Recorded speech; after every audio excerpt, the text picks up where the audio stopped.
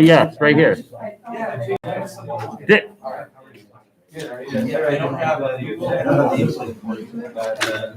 okay, I think that maybe it. From prior conversations, I think. Look at he's excellent. Still like the original.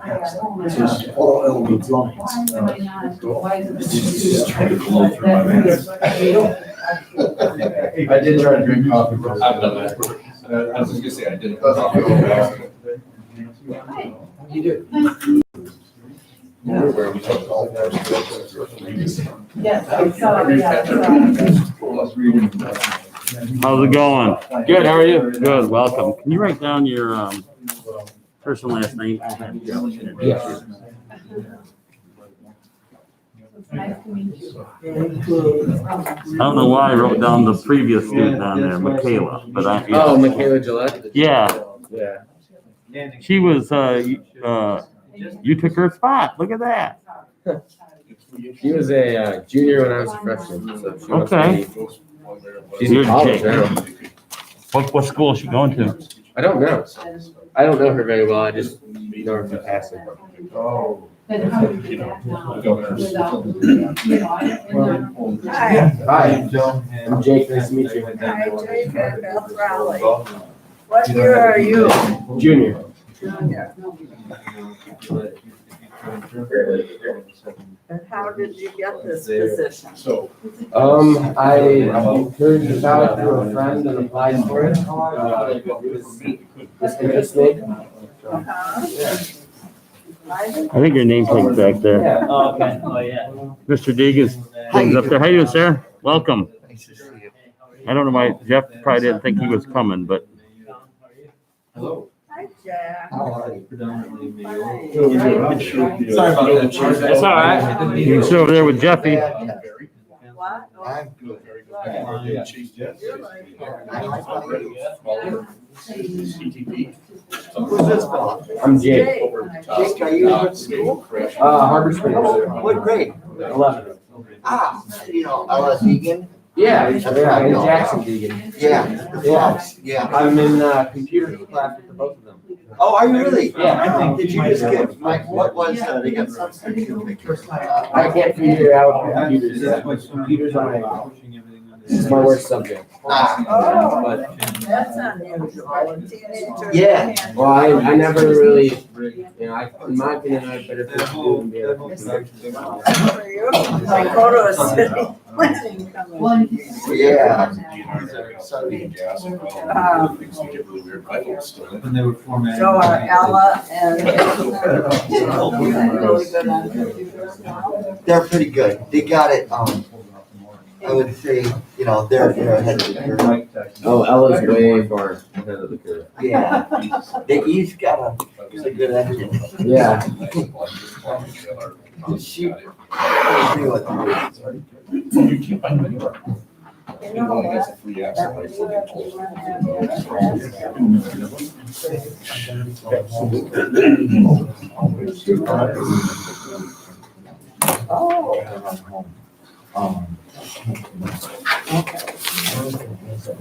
Here you go. This is what all the commissioners get. You'll get one of these. All right.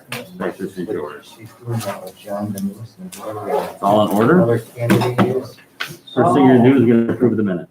Thank you. Where is Approve the minutes? Yep. From the last meeting. Okay. But anyway, it's all on your agenda. You know, you ever read these before? Not really. No. Oh, So your agenda is just gonna go 1, 2, 3, 4, Oh, right okay. down the list. Yeah. And then this is your packet that your commissioners are gonna be looking at. Okay. Okay? All right. Thank you. I'll be right here if you have questions. Sounds good. You can have that. Thank you. What do you want?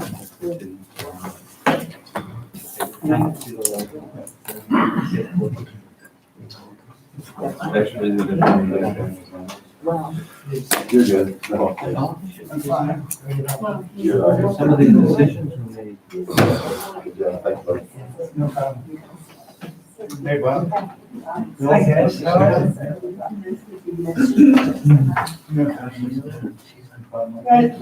We've seen each other at these meetings. Yeah, it's all time. Oh, It's a little tough. Yeah.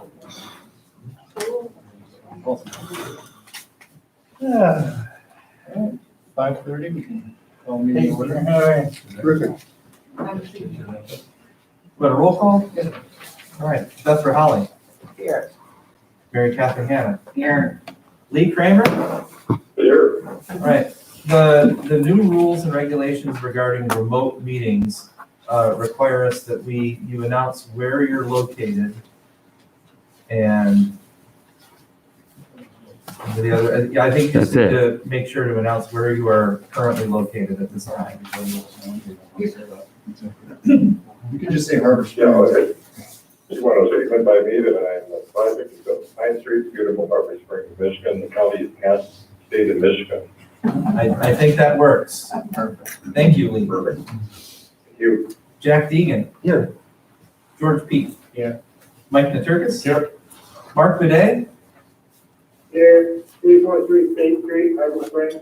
Thank you very much. Andrew Bowman. Here. Al Deka. Here.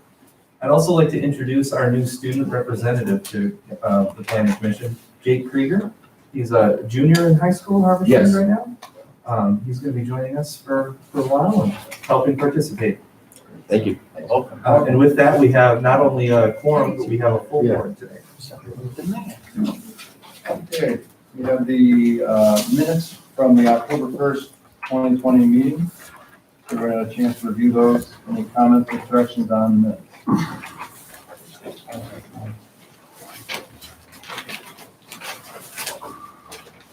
Anyone else? Lee, any comments or corrections on the minutes? Not for me. Okay. Mark? Nope, fine. We have a motion to approve the minutes. That's correct. And the support? Mike, second. Mike, the second. Okay. All in favor? Aye. All right. Any opposed?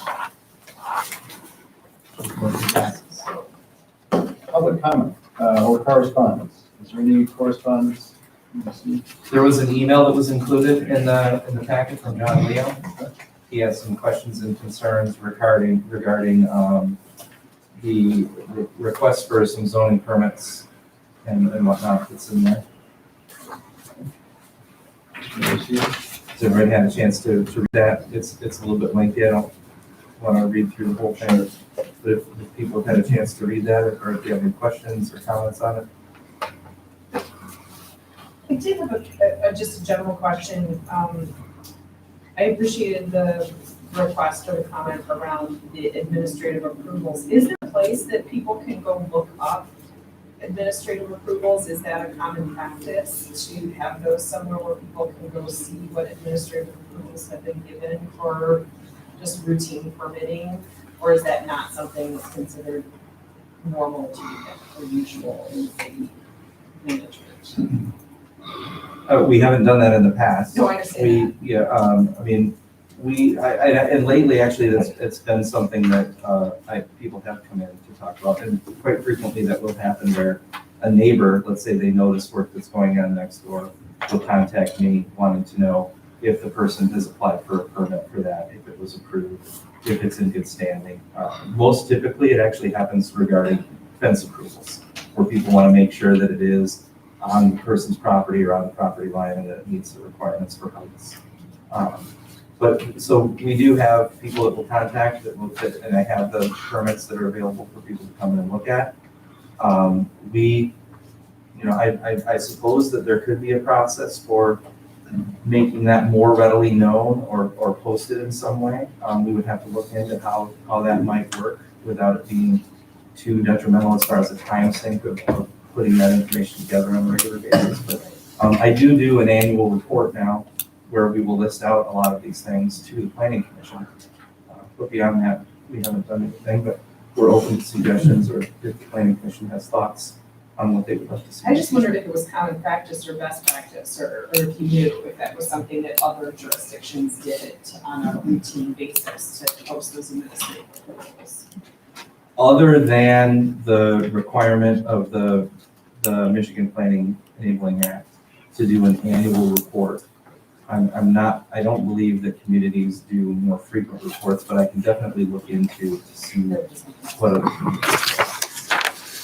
I guess I don't, not to discuss it too much tonight, but the point that was made about, I'd be curious why the two structures didn't meet zoning based on, Mr. Leo referenced. And just, if we need to look at patio, that definition, if Larry could pull that out maybe for the next meeting, and just refresh our memory. I didn't have time to read it. For tonight, but that's something we could look at. Just to see what the issue was. And if there's something that needs to be changed or prevent something like that, we can have it done again. Well, I think the two issues are a little bit different here. The one that he points out, it was a zoning board of appeals request for variance. And when they went to the zoning board, ultimately the decision of the board was that they did not sufficiently meet the practical difficulty test and were denied variance. The second issue is we talked a little bit about the wall up in the corner of Ann and Fairview, and how the property owner there just researched the code and found a way to do something that most people wouldn't do in putting up the wall that she chose to put up. And this other address of 582 East Main Street is sort of a similar situation. The property owner wanted to build something closer to the property line. They originally wanted to do an addition on the home that would extend out farther, and they couldn't do that. They couldn't do a porch. But they figured out a way through doing a retaining wall to kind of create an elevated patio that essentially got them a similar result, but through a different approval process of the zoning code. Any other comments on that correspondence? Any comments from someone in the public for something that's not on the agenda that's on the telephone? Anybody online? We have 4 people, no comments. Andy, could I just make a comment? Sure. About the letter? Because I've thought about this a lot. As far as Jeff is concerned, he said yay or nay to a fair number, I would assume, to a fair number of things throughout the year. When people come to him, he either says, yes, I can do this administratively, or no, I can't. I would think that there would be some benefit to the planning commission to know what he said yes and no to, so you know what people in town are asking for. If he gets a number of requests for, let's use patios, since that's what we're talking about, and people are trying to get around the code or whatever, maybe it would be worth looking at why they're requesting those, and if that's something that we need to take a look at and change something. I think there's merit to know what people are coming in and asking for and how they get decided. And I would imagine you guys don't really know what all Jeff does in terms of, especially no's that don't come to you, or, don't get put before council before you. Yeah, quite often we do find out about the no, because there's, sometimes they have, people do request to be heard here. Sure. Initially got a no. And a lot of times people, obviously, we like to look at the ones that we have to and not make anybody come here that doesn't have to. But I think if he looks into what other practices are, and find out what other communities are doing, and just report within quarterly or something like that. So it doesn't add a lot of labor for you. I would also just add that if in situations where we get multiple requests for the same type of thing, and I'll use an example of handicap ramps for disabled people. We had a number of requests for property owners that wanted to do that and have their handicap ramp extend into the setback. And initially, with the first request, I said, we can't do that, it has to meet zoning. But we did receive multiple requests. We had one request that then led to the zoning board of appeals. And we did come back to the planning commission and say, we've had multiple requests for this, and we ended up changing the rules. We also did something similar a year or two ago regarding signs in the central business district. So if it's a situation where multiple people are coming with similar requests, I do bring that to the planning commission so that they're aware of those situations. Good. Thank you for your comment. Moving on, new and old business. We need to have a public hearing on the special land use request for a 2-story accessory building at 151 East Block Drive. We can hear from the applicants. The first step would be to We have a motion to open the public hearing. I'll make that motion. Concur. Dean, support. Okay. So, you want to do a quick rundown of the effort, have the effort, someone here from the applicant? How about an all in favor? Everyone in favor of opening the public hearing? Aye. I haven't lost one of those yet. Motion passed. Well,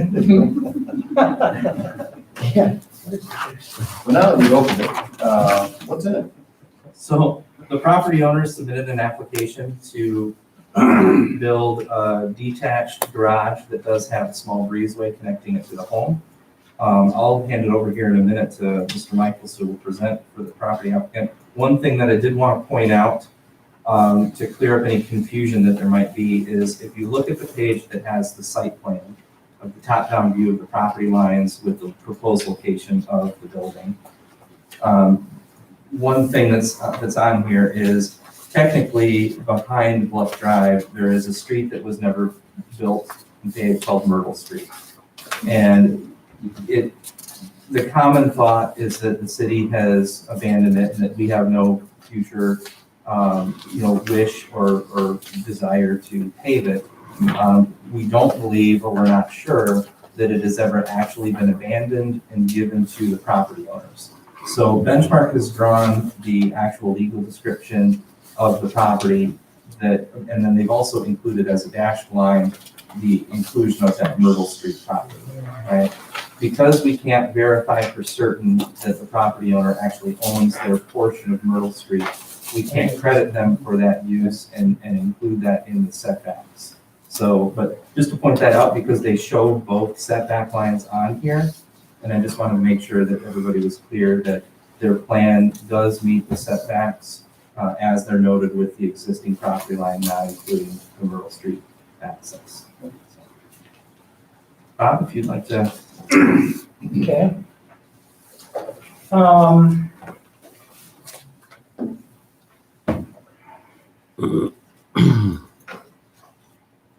Well, let's see.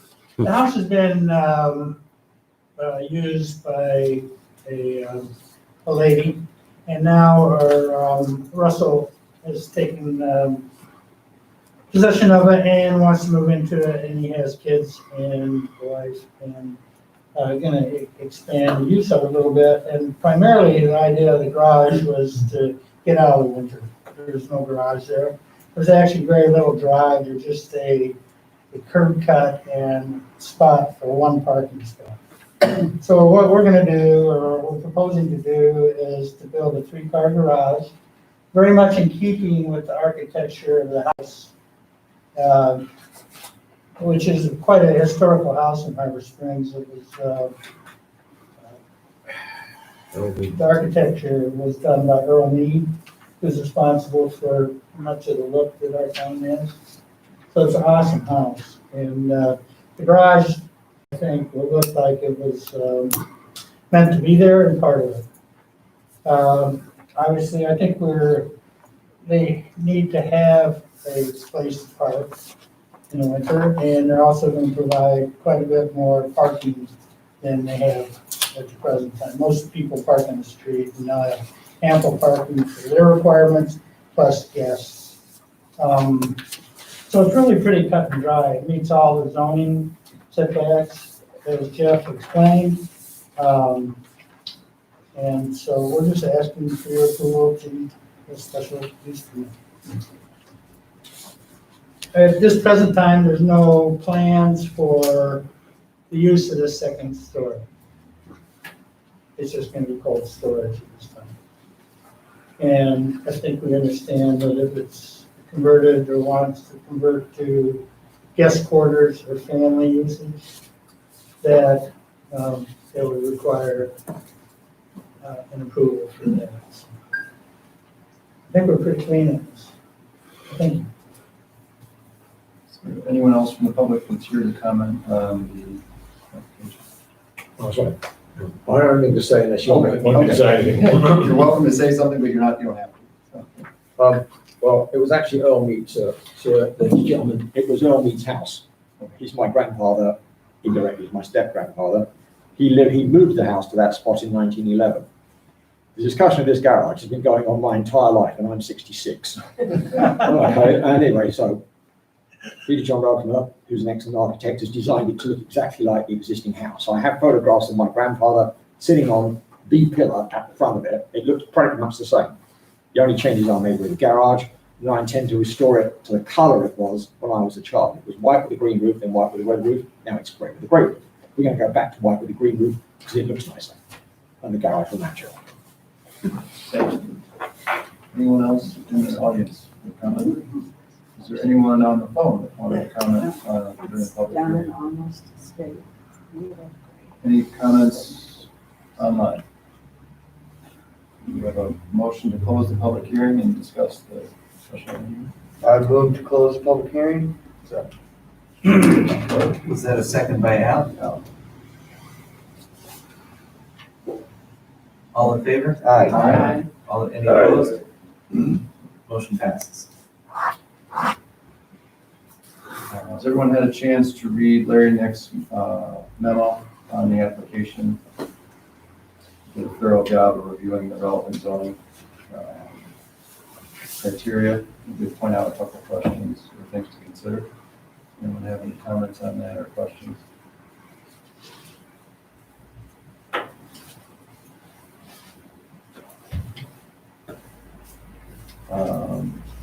And I think it was touched on, currently the second story is to be cold storage. And if you just clarify that if they did want to convert or finish that as living space, they would come back for a second special land use hearing. Is that correct? Well, I think we can handle that here today, right now. The plan is for a two-story garage. The current plan is for storage on the second floor.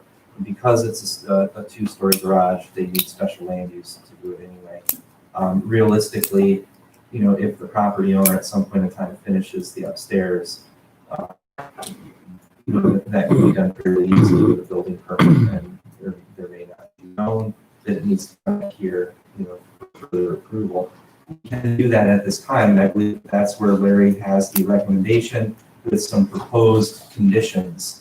And those conditions mirror the standard rules that apply to a special land use. By Mr. Nix. J. Sort of summarizes on the last page, Jack, under 7, where he recommendations for if we were to consider approval, if we included those conditions and the applicant was approved to them, that would prevent that from having to come back a second time. And then just acknowledge the limitations. Can't be rented, it has to be used separately, or cannot be used separately. People can't stay more than 21 days. Has to be, A. yeah. Correct. And then he's said that he's not gonna. It would be nice. Can if I we did have put a conditions. question? What if a family wanted to stay longer than 21 days? They can't stay longer than 21 days? Correct. It's for overflow family and friends that are coming to visit. And we have fairly strict regulations regarding rental use and the time that people can stay and visit. So the property owners have a zoning excuse where they have to kick family members out after 21 days. They can blame us. And this was all, if I'm remembering correctly, originally there was only one residential zoning district that allowed accessory living quarters. I think it was R1A or E, I can't remember which. And it was expanded because there was no provision for accessory living quarters of any kind in almost all the residential districts. And when this ordinance for a special land use to permit it was developed, the concern was that people would become duplex and end up being permanent residents. So that's where the 21 days came from. And I think the change was made, I don't know if it was 15 years ago or more. And we haven't had anybody come in that I'm aware of that's complained about 21 days. I don't know if anybody's ever been. How do you enforce that? I think it would become an issue if the neighbor get provided notice. We can't say for certain that people haven't stayed longer than 21 days, but no family we know of has complained that their family has to leave after 3 weeks. Exactly. Maybe make it a week.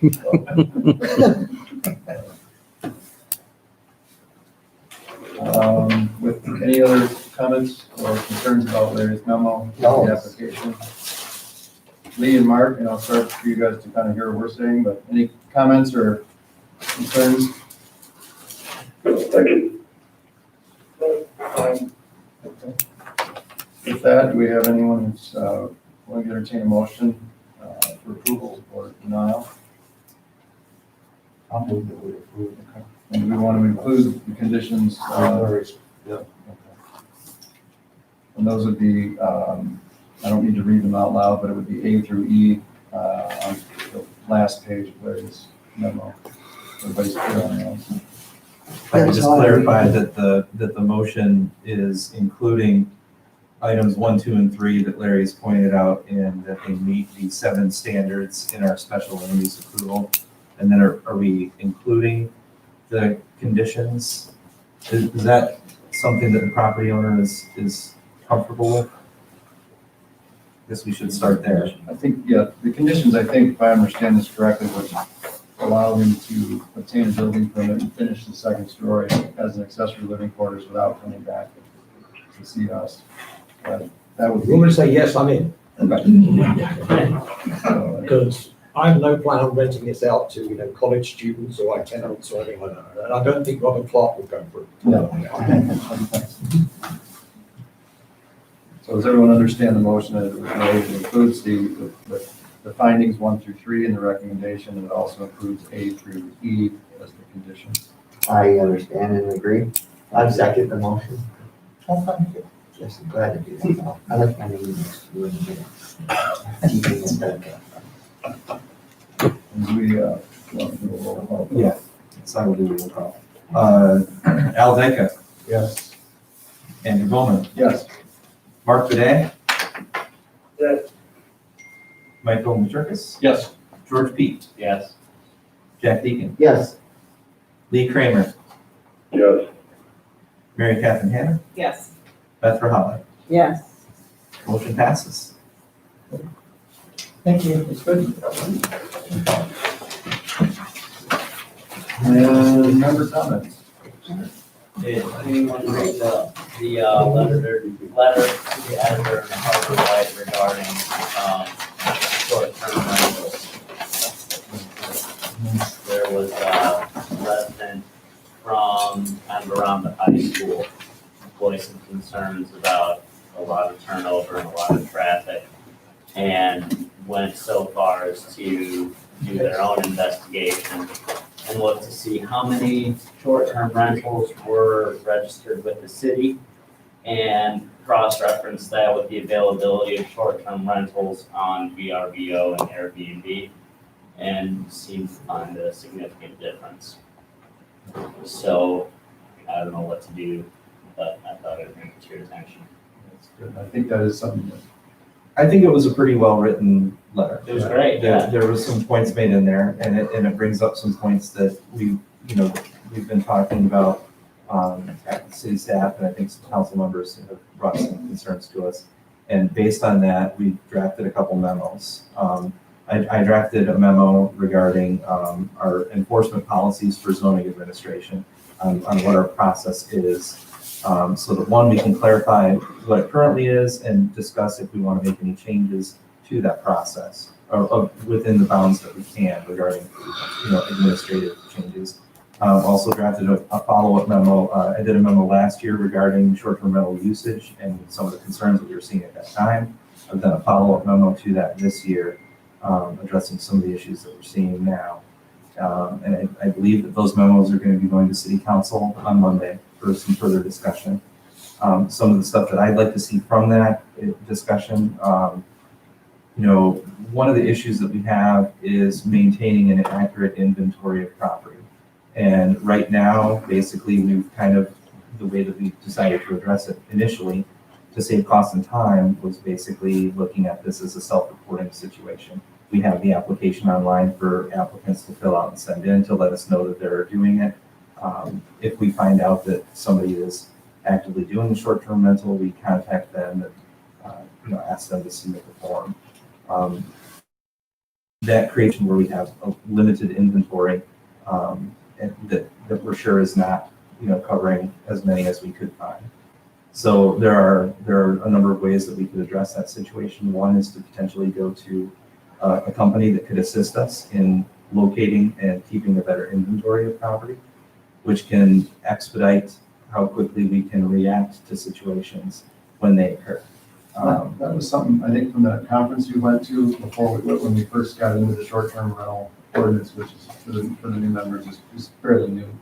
Before it was a 7-day minimum, you couldn't do shorter than that, but it was next to unenforceable because nobody could track when people were coming and going. But I remember you saying some cities used, they charged a licensing fee that would support the contracting with a company to actually monitor the online listings and see who was licensed and who was not. One of the difficulties is there's 83 plus different websites that you can list your short-term rental on. So, how many hours do you spend each day perusing and maintaining those websites? And we've got a presentation from one of them. I think that Victor intends to show some of that to city council members. They will monitor those websites.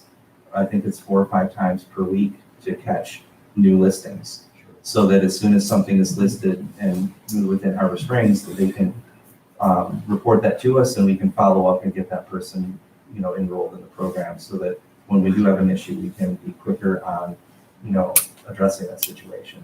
And I think beyond just the accounting of it, and as we go through the master plan, we talk about potentially trying to strengthen the language that says we want to have a good blend of full-time, long-term and short-term rentals. But we first cut, some cities that put in, it was Charlotte or Tosca, the name or Sutton's Bay, where it's only X percentage of their homes can be short-term rentals at any one time. And we didn't go that far, but it's something that some towns have done. But I think the person in the letter said that there were 108 or something homes in this city, and that Charlevoix is limited to something like 80. Yeah. Now, Charlevoix does have hotels and other stuff, other options.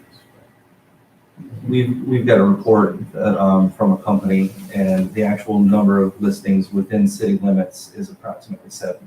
So I think, the difficulty with going and looking at these websites like Airbnb, it's very difficult to actually find out where the property is located, the specific address. They do a good job of trying to protect that property owner, so that, you can't just go on and say, hey, nobody's there this weekend, we can go, rob them or something. That's one of the reasons why they make it difficult to find a specific location. And I think these companies will go so far as to, potentially even do, like a sample booking, so that they can get some of that information to know specifically where that property is located, to help with that. But yeah, some communities are doing a percentage. And, initially when we set up this new program, I think it was to get the bones of a structure that works now. And honestly, a year or 2 years ago when we were coming up with this, we really weren't getting very many complaints about short-term rentals. And we're really not getting very many now, other than when we do have an issue, we get a lot of complaints about that one specific issue. But realistically, for the number of short-term rentals that we have in the neighborhood, we're only getting issues at a few select sites. And it's just figuring out ways to make sure that we, in my opinion, making sure that we have that site already in our inventory so that we can respond quickly, but then also making sure that we have a process that we can apply fairly to everybody for how we are going to respond. would we be able to get them over that? What are the issues that you've had? Garbage. The typical issues that come up, the issue that's come up specifically in Harbor Springs recently was garbage. The property owner was putting out garbage ahead of time, and it was sitting out for a few days before it was being picked up. I think also part of the issue was, after speaking with the owner, that they didn't understand the way that the garbage company worked. They were putting out garbage, I believe, in the bags, but they were putting them in containers that the garbage company didn't like. So the garbage company was stopping by, seeing the garbage and not picking it up. So that exacerbated the issue. We have talked to the property owner, and I believe that the situation is resolved. We are still monitoring it to make sure that it isn't an issue that comes back up. And other issues that are very typical are parking, where let's say that you have a location that only has room for 2 cars to park in the driveway, but it's a 6-bedroom house. So when they rent it out on Airbnb, they've got 5 or 6 cars coming up that then park along the street as well. That becomes an issue potentially for pedestrians, other vehicles. And the last issue that typically is one that people complain about is noise. When you have a lot of people there. From Bonfire Pit 1, smoke wing in the lady's house. Oh, yes, so that's the same site, and I did talk to that property owner. They're going to move that pit to another location, so. Do you charge a tax? Does the city charge the homeowners a tax for rent? Yep, so we have a license and an application for that, Mhm. and basically we charge a processing fee for that. Right now, that the application is $100 to be in our inventory and have a license to operate. We have 2 fees if somebody's found to be non-compliant with an issue. The first fee is $250, the second fee is $400. One of the issues that we faced though is, I think initially when we plotted this out on how it was going to work, we thought that we would be able to more quickly administer that fee. And what we found is that the administering that fee is really very similar to when we cite somebody for a zoning code violation, where we still have to give them a summons, we have to go to court, and then the court would sign that fee. And that's been kind of one of the things that's kind of been slow, is that we still have this process that takes longer than what we initially expected.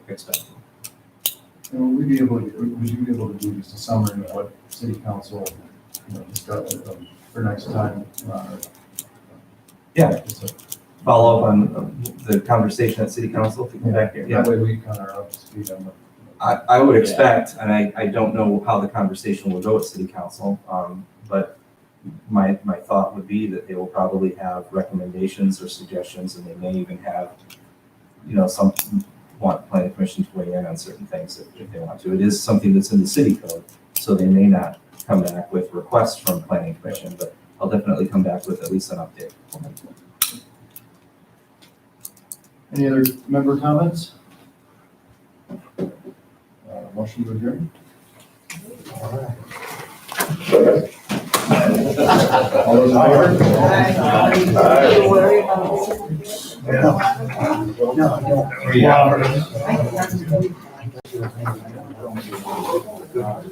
No,